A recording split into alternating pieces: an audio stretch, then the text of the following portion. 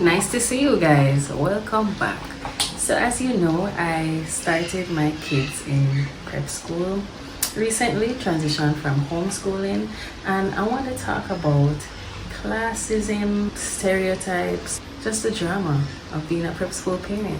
So, let's get into it.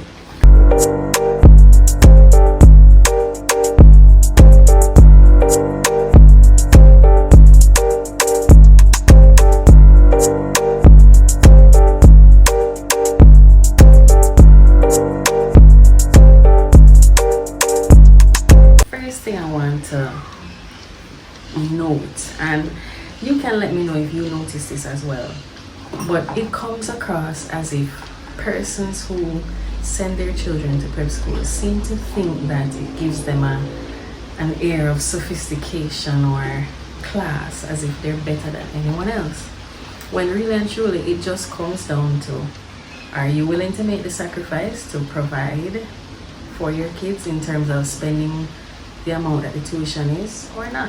Do you have the interests that the school supplies or not, right? So I notice a lot of persons tend to stereotype you. They look at you, they want to know what's your background, where you're coming from, what job you do, who are you, and they sort of put you in a category or try to put you in a box. Are you a young parent? Are you older? Things like that. And I realize that it's a dangerous slope because they tend to bark up the wrong tree more often than not. And one of the biggest things that a lot of persons are not aware of is that a lot of the persons you see walking through most pristine, that seem to be so aristocratic and they're from well-to-do families, their school fees are not paid. And I'm not saying this from a hearsay standpoint. I'm a person that used to work in administration at a private entity, and I can tell you that you have to run down certain individuals for their children's school fees to be paid. Meanwhile, on the flip side, the persons who are not seen as well off or high class and fit in the stereotype tend to be the ones to pay their school fees early, in full, you understand, without credit cards or checks. You understand? So a lot of the time we tend to judge books by the cover and create this clicked up drama as if people are still in high school. So it's like, oh, we don't pay attention to these people because they're not from this, group, or we turn our nose up at certain people because, they're not one of us. And a lot of the time, the children are doing much better who are of, humble beginnings or humble backgrounds, I should say. Because we tend to judge books by the cover. Not because you give off a certain look means you're in a particular situation. And regardless, that should not matter, because it's one common goal of sending your children to school for them to be in a safe environment and for them to learn. That's what it's supposed to be about, right?